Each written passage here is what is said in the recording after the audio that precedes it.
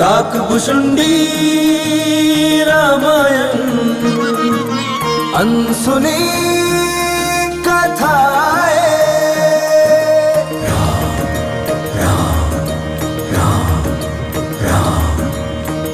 मंगल पावन सरस सुहावन काकभुशुंडी की रामायण।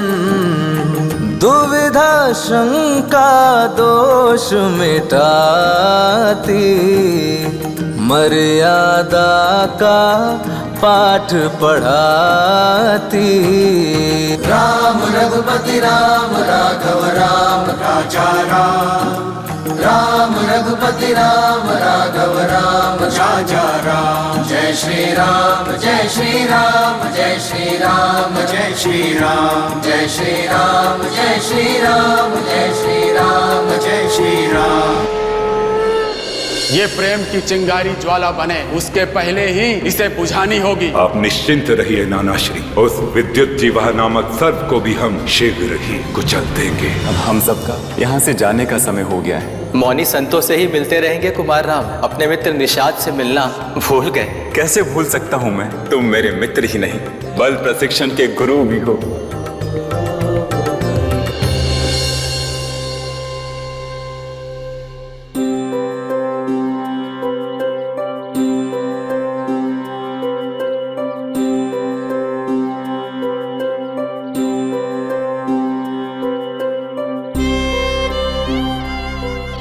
क्या बात है देवी, आप कुछ दुखी प्रतीत हो रही हैं।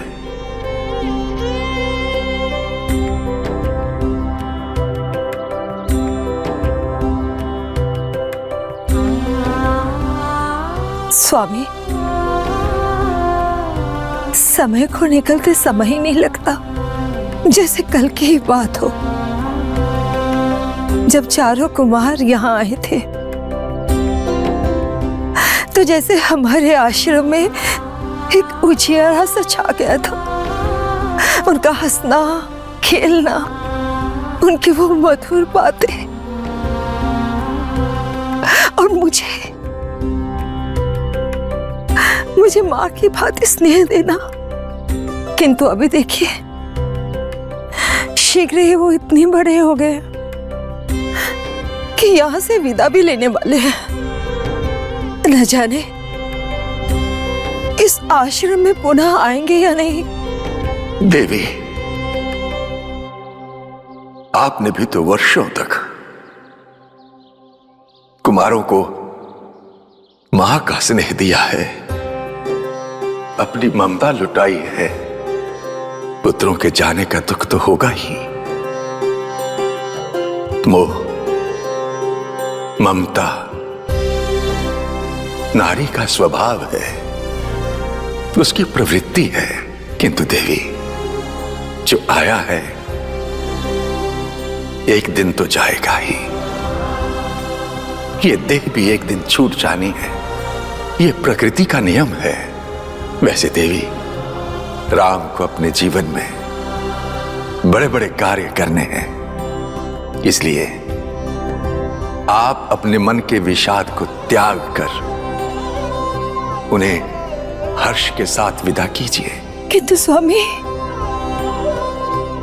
मन को कैसे समझाएंगे?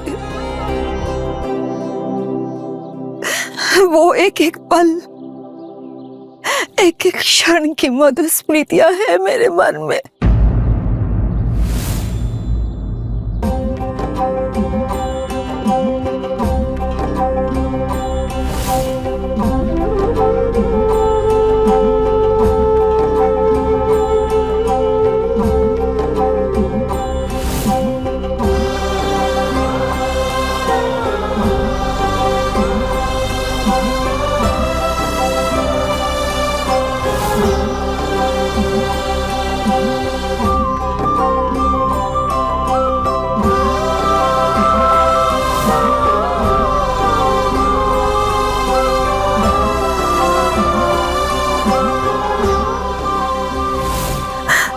नहीं भुला सकती मैं उन सुंदर क्षणों को, वो जीवन भर मेरे साथ रहेंगे। नारी अपनी भावुकता को नहीं छुपा पाती।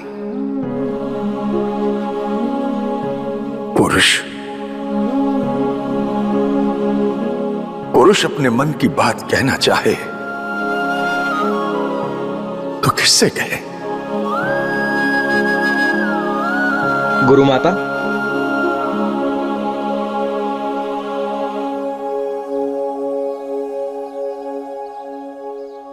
प्रणाम गुरुदेव।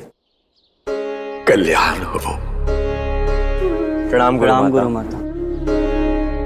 आयुष्मान भव।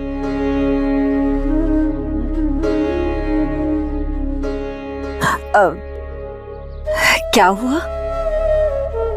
अपने स्थान ग्रहण करो, भोजन करना है ना? जी गुरु माता।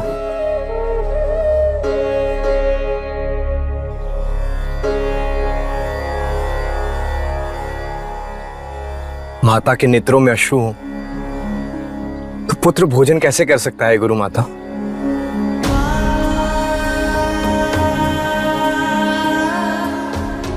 नहीं लक्ष्मण, ये अश्रु नहीं है, कोई तिनका चला गया था नेत्र में, बस वही पीड़ा दे रहा। गुरु माता, मन की पीड़ा को नेत्रों की पीड़ा बता रही हैं आप। हम सब अयोध्या लौटकर जा रहे हैं, इसलिए दुखी है ना? अच्छा, मैं भोजन परोस देती हूँ। नहीं गुरु माता, हम तभी भोजन ग्रहण करेंगे जब आपके श्रीमुख से ये दुख के मेघ छट जाएंगे।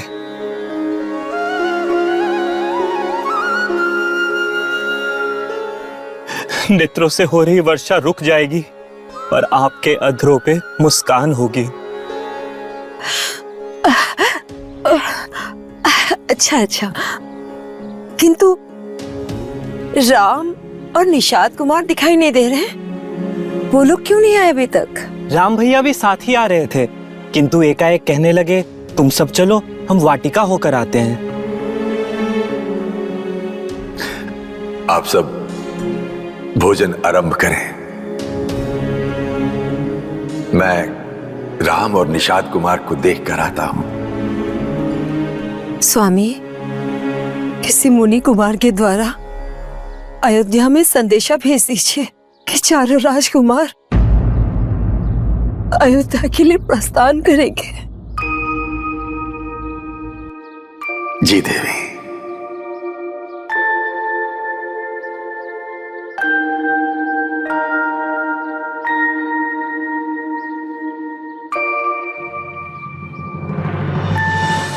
नहीं राम भैया, इतना बड़ा सम्मान मत दीजिए, मैं रो पड़ूंगा। बावले, सखा हो तुम मेरा, बाल सखा। अयोध्या राजवंश के राजकुमार होकर भी आपने वो साधारण निषाद कुमार का इतना मान रखा, इतना स्नेह, इतना आदर और सम्मान दिया, ये निषाद कुमार जीवन भर नहीं भूलेगा। हे राघवेंद्र, यदि समय आया तो परख लीजिएगा, आपकी सेवा में तन मन धन और प्राण भी न्यौछावर कर दूंगा।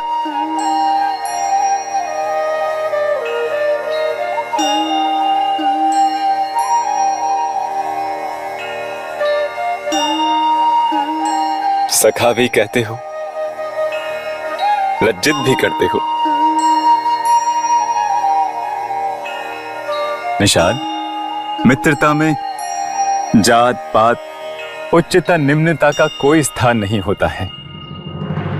मित्र का स्थान हृदय में होता है। भाई बहन, पिता माता, ये सब तो रक्त के संबंध होते हैं, किंतु मित्र हम स्वयं चुनते हैं। मित्रता हृदय से हृदय को जोड़ने वाला संबंध होता है, जो जीवन भर अटूट बना रहता है। ये संबंध मैं जीवन भर निभाऊंगा सखा। आपकी उदारता, आपका स्नेह, आपकी मित्रता हमेशा हमेशा मेरे जीवन का संबल बनी रहेगी। अच्छा मित्र निषाद, अभी हमें हमारी माताओं से भी भेंट विदाई करनी है। माताओं से? गुरु माता है? गुरु माता तो है ही माता, हमारी गौ माता है, जिन्होंने इतने दिनों तक हमें दूध पिलाया, खीर खिलाई, घृत दिया। हे सखा राम, आप सत्य में पुरुषोत्तम है, मर्यादा मूर्ति है। वृक्षों के लिए आपके हृदय में संवेदनाएं हैं, प्राणियों के लिए सम्मान और करुणा है। आपका यह श्रेष्ठ आचरण युग युगांतर तक जनमानस की प्रेरणा का स्रोत बना रहेगा।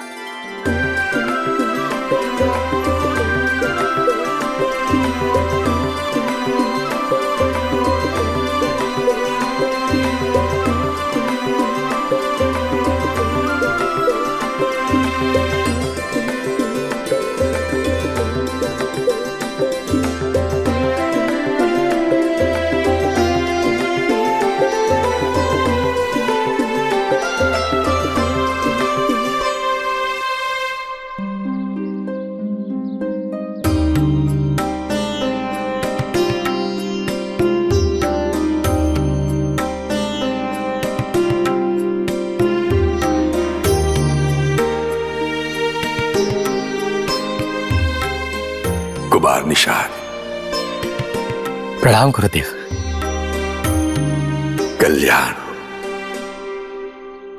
राम आए थे क्या यहाँ? जी गुरुदेव, अभी अभी गौशाला के लिए प्रस्थान किया है उन्होंने। गौशाला इस समय? और वहां सब तुम्हारी और राम की प्रतीक्षा कर रहे हैं भोजन के लिए। आप तो जानते हैं कुमार राम को, उनका आचरण सभी के लिए उनकी श्रद्धा।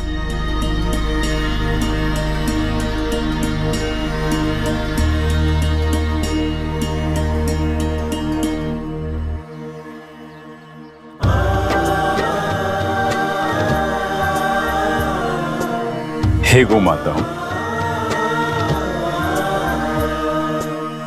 आप सबके पास आकर एक असीम सुख का अनुभव प्राप्त होता है, एक ऊर्जा प्राप्त होती है। इतने वर्ष हम यहां रहे, आप सबने हर पल हम सबको अपनी ममता और स्नेह की छांव में रखा। निस्वार्थ भाव से आप सबने हमें दुग्ध, घृत, मट्ठा आदि प्रदान किए। इन सब के लिए आप सबको जितना भी धन्यवाद दूं कम है। अब हमें यहां से प्रस्थान करना है। आप सबसे विदा लेने आया हूं।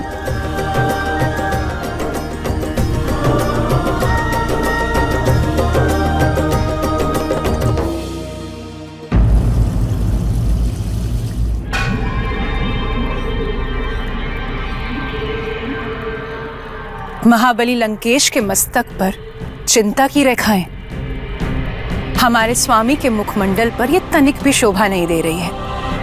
यदि कोई समस्या है तो समाधान भी निश्चित रूप से होता है लंकेश। सच कहें तो एक समस्या का समाधान ढूंढने का ही प्रयास कर रहे हैं हम, किंतु समझ में नहीं आ रहा है कि क्या करें महारानी। मैं जानती हूं कि समस्या ने आपको विचलित कर दिया है।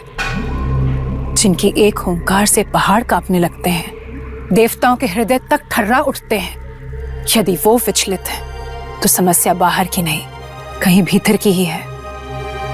शूर्पणखा को लेकर चिंतित है ना आप?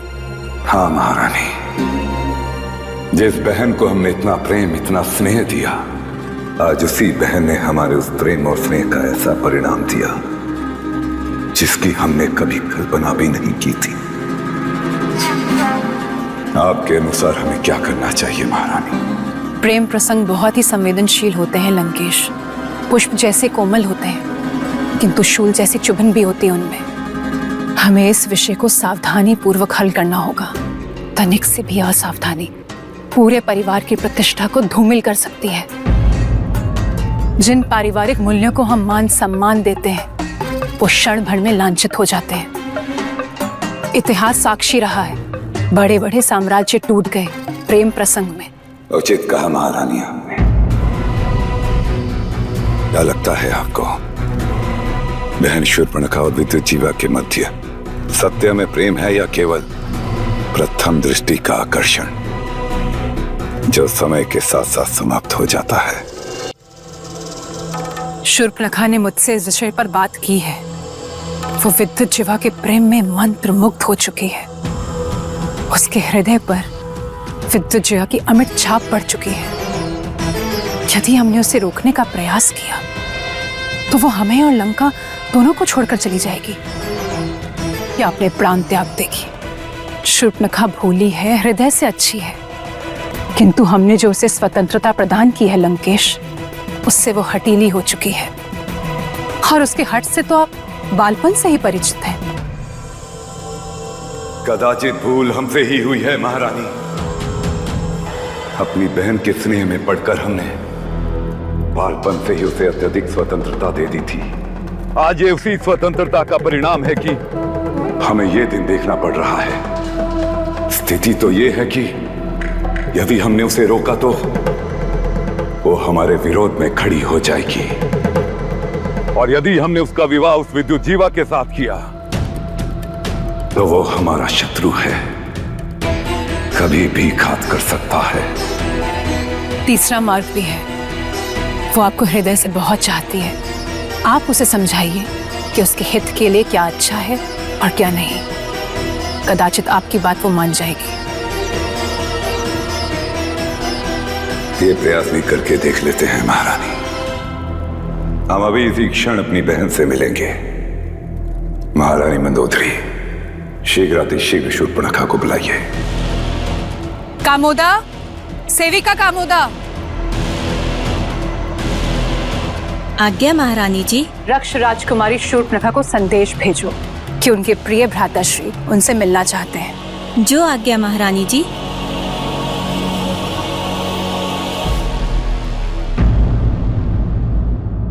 राम,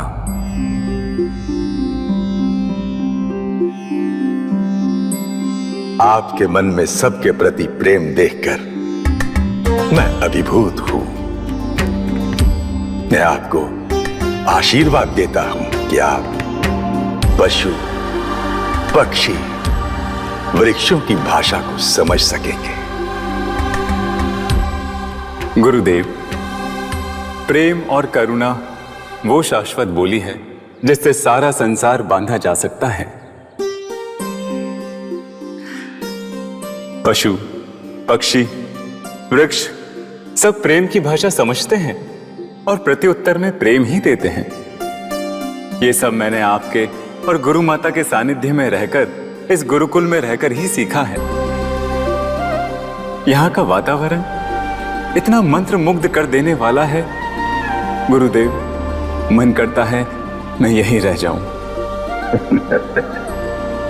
राम, आश्रम की पवित्रता, स्वच्छ वातावरण और सुंदर परिवेश मन को बड़ी शांति देते हैं। आइए। राम, मैं कुछ समय से देख रहा हूं कि आपके मन को एकांत कुछ अधिक रास आने लगा है। पशु, पक्षी, वृक्ष, इन सब में आपका मन अधिक रमा रहता है। राम, आप राजकुमार हैं और भाइयों में ज्येष्ठ होने के कारण अयोध्या के होने वाले युवराज हैं। इसीलिए आपके कर्तव्य, आपके दायित्व असीमित है। राज्य के प्रति कर्तव्य, प्रजा के प्रति उत्तरदायित्व, उनकी सुख सुविधा, उनकी सुरक्षा, ऐसे अनेकों कार्य हैं जिनके प्रति आपको समर्पित रहना होगा, क्योंकि आप अयोध्या के होने वाले राजा हैं। गुरुदेव, कर्तव्यों से मैं कभी मुंह नहीं मोड़ूंगा, किंतु राजसी भोग विलास और विषय वस्तु में मेरा मन नहीं लगता है। सांसारिक मोह माया में लिप्त होकर के जीवन की सार्थकता को नहीं खोना चाहता हूं मैं। जीवन तो एक ही बार मिलता है, भोग विलास के स्थान पर आत्मिक उत्थान की ओर जाना चाहता हूं मैं, किंतु समझ नहीं पा रहा हूं गुरुवर, मैं क्या करूं? वृक्षों से, पक्षियों से बातें करना, उन्हें प्रेम देना, यह भी तो एक मोह माया का ही रूप है राम। गुरुदेव, वो प्रेम निस्वार्थ है, पवित्र है, जबकि मानवीय प्रेम किसी न किसी स्वार्थ में बंधा ही होता है। ऐसा प्रतीत होता है राम कि आपका झुकाव वैराग्य की ओर बढ़ रहा है। राम, कमल पुष्प देखा है, सदैव जल में रहता है, किंतु उसके पत्तों पर जल कभी ठहर नहीं पाता। जल में रहना उसकी प्रकृति है और जल से निर्लिप्त रहना उसका स्वभाव। ठीक इसी प्रकार मानव को प्रकृति ने जन्म दिया है कि वो अपने कर्तव्य करे, अपना धर्म निभाए, समाज के प्रति, परिवार के प्रति जो उसका उत्तरदायित्व है उसे पूर्ण करे। और ये सब करते हुए भी एक व्यक्ति, एक मानव अपने मन को सांसारिकता से दूर रख सकता है। किंतु गुरुदेव, जो आज है वो कल नहीं है, और जो बीत गया वो कभी लौट कर नहीं आ सकता है। ये सब देखकर मन कहता है कि ये संसार नश्वर है, तो इससे क्या राग और मोह करूं मैं? राग, मोह या राग नहीं। राग का अर्थ है किसी से प्रेम करना, और वैराग का अर्थ है विरक्ति। किसी से प्रेम नहीं, किंतु वैराग में व्यक्ति अपने कर्तव्य से दूर हो जाता है। राग और वैराग से भी परे एक और स्थिति है जिसे कहते हैं वीतराग। प्रेम, द्वेष, भय और क्रोध से दूर, राग और वैराग से परे अनासक्त भाव से अपने कर्तव्य निभाना, वही वीतराग है। किंतु गुरुदेव, इस स्थिति तक मैं कैसे पहुंच सकता हूं? पहुंचा जा सकता है राम, निरंतर प्रयास करने से पहुंचा जा सकता है। जैसे धन में लोभ का त्याग, कर्म में सुख का त्याग और संबंध में आसक्ति का त्याग। यही सच्चित आनंद का स्वरूप है राम।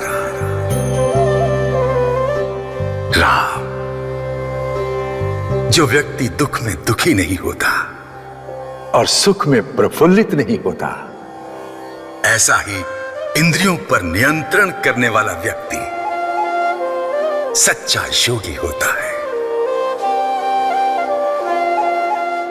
गुरुदेव, मैं प्रयास करूंगा कि उस स्थिति तक पहुंच सकूं।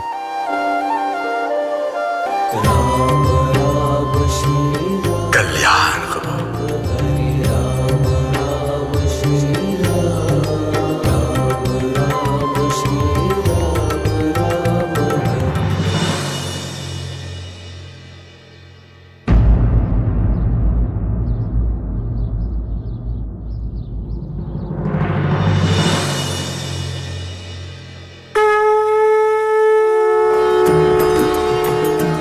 हे सूर्य वंश कुलभूषण मेरे पूर्वजों, हमारे चारों पुत्र कुमार राम, भरत, लक्ष्मण और शत्रुघ्न ज्ञान अर्जित करने के लिए गुरुकुल गए हैं। उन्हें अपना आशीर्वाद दीजिए कि वो इस योग्य बन सके कि सूर्य वंश की जो कीर्ति पताका आप सब ने फहराई है उसे और अधिक ऊंचाइयों तक ले जा सके, संपूर्ण संसार के समक्ष सदाचरण और मर्यादा का उदाहरण प्रस्तुत कर सके वो। प्रणाम महाराज, अत्यंत शुभ समाचार। गुरुकुल से संदेश लेकर एक मुनि कुमार आए थे। कुलगुरु वशिष्ठ जी ने संदेश भेजा है कि चारों राजकुमारों की शिक्षा दीक्षा पूर्ण हो गई है और वो शीघ्र ही अयोध्या लौट कर आ रहे। क्या सुमंत्र? जी महाराज। हमारे राम आ रहे हैं? जी। सुमंत्र कैसे होंगे वो सब? करुणाई छा गई होगी ना उन पर। उनको देखने को कब से हमारी ये नेत्र तरस रहे सुमंत्र। अपने हृदय के टुकड़ों को गले से लगाने के लिए व्याकुल हो रहे हैं हम। सुना आप सभी ने, हमारे प्राण धन लौट रहे हैं, हमारे नाम लौट कर आ रहे हैं, सूर्यवंश के कुलदीपक आ रहे हैं और उनके प्रकाश से हमारे राजभवन ही नहीं संपूर्ण अयोध्या नगरी आलोकित हो उठेगी। आप सबको कोटि कोटि नमन, कोटि कोटि नमन। अपनी कृपा हम सब पर इसी प्रकार बनाए रखिएगा।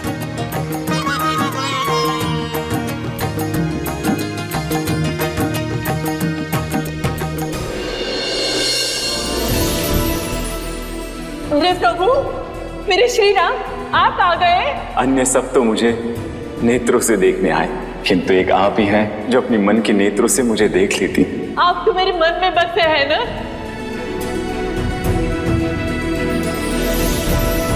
प्रभु, आप तो मुझे इन नेत्रों से भी दिखाई दे रहे हैं।